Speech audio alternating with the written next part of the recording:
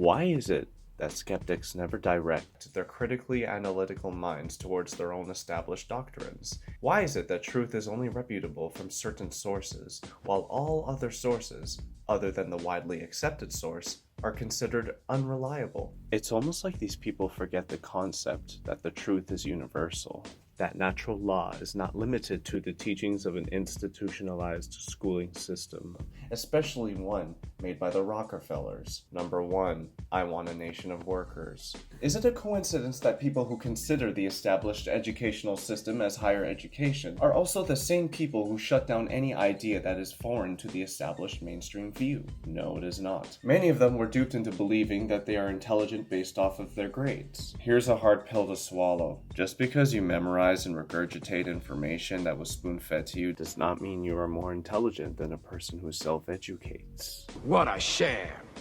What kind of a show are you guys putting on here today? Information can be attained in a variety of ways. In the old days, there weren't even schools at all. The only ones who could read and write were considered nobles, and they usually were allowed to attain a higher rank than most citizens, than most peons, simply because they, one way or another, maintained the control system set in place. It was monarchies that controlled the masses. In other words, back then the empires relied on the ignorance of the masses to stay in power. Nowadays, it's monetary monarchies. We have a pseudo-democracy run by corporate elitists who together own our food supply, water supply, energy, and education. They determine what is considered acceptable to teach. In other words, they determine what information the masses are allowed to learn, and by doing so, the masses believe that the information they're learning is the official version that none should question. Those who cling on to the idea that universities and colleges provide this higher education are indeed pseudo-intellectuals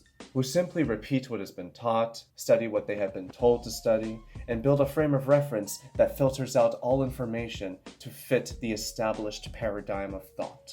People who go through university usually come out with this inflated ego, which is understandable because they went through rigorous testing, essay writing, brainstorming, planning, note-taking, lecture attendance, and so on. This boost of confidence gives them the illusion that they have attained some sort of higher education that no one else can attain unless they went through the same path that they went on. Even the term higher education makes no fucking sense. Let's analyze it, shall we? Number 2, the game of life. Higher education, it's the final step to gaining a career and moving forward in life. The social engineers of our society really knew what they were doing when they designed this shit. It's like a video game. You go through each stage until you face a boss, and when you beat that boss, you advance to the next level, until you beat the final boss and beat the game, to then play another game of career building, jumping from level to level until you reach the top. But seriously, what better way to make these kids feel like they are accomplishing some sort of goal by having the entire educational system base itself on gaining points to reach a high score? And to gain these points, the kids have to memorize bits of information that's handpicked for them. Does that really sound like education? The whole point of education is to learn, and the whole point of learning is to understand something. Grades don't necessarily reflect the child's ability to understand something.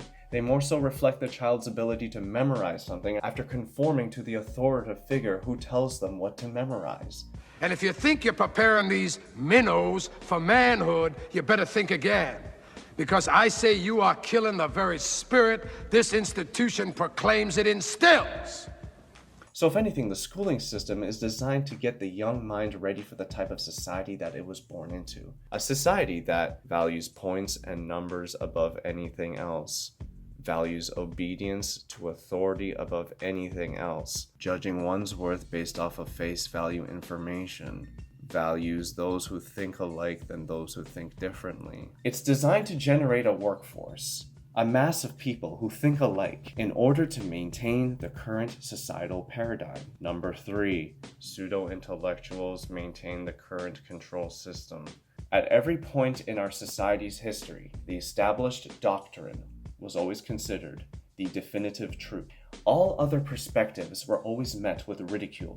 In this way, ideas and traditions are maintained and protected by those who claim to have attained the higher education of the time. Today, these sheeple label anything that's not part of the established doctrine as pseudoscience. Now, don't get me wrong, there's a lot of bullshit in the spiritual community. People will bullshit about anything to write a book and to get attention. I get that 100%, okay. However, if you are lumping all foreign ideas into the category of pseudoscience, then you are doing yourself a disservice.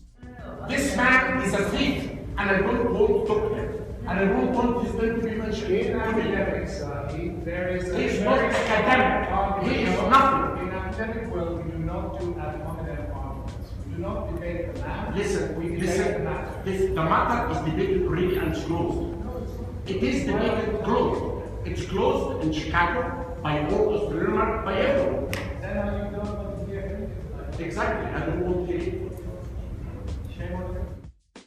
In fact, you are turning your back on key pieces of information that would otherwise revolutionize the way you think about things, expanding your frame of reference, and maybe even changing your life. Who knows? Now imagine if someone claims that you are the universe experiencing itself subjectively and that all life is one. You may think that that person was on mushrooms, but if your frame of reference included astronomy and astrophysics, you would see the validity in that statement. If someone is saying that they saw a ghost, you would claim bullshit, especially if your frame of reference only includes psychology. If your frame of reference also included quantum physics, you would see that the person potentially saw an image of light refracted through dimensions. And most importantly, if you're a person that has experiences with psychedelics, you would potentially see the validity in the claim that we are all souls, each inhabiting an avatar body. Viewpoints and perspectives are all based on the frame of reference of the observer. Number 4.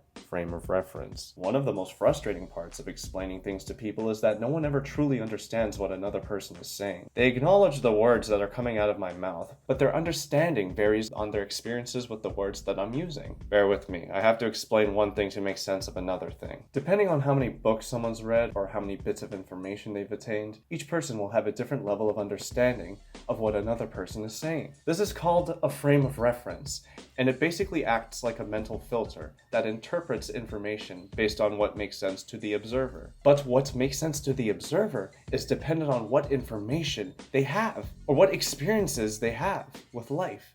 It's a symbiotic mental relationship of understanding and reality building.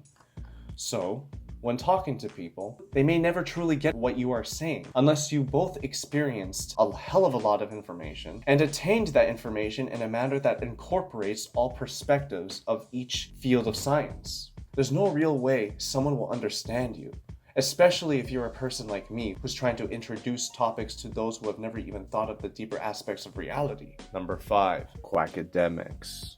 Now, I know I shouldn't give in to my anger, but I'm the angry hippie, goddammit.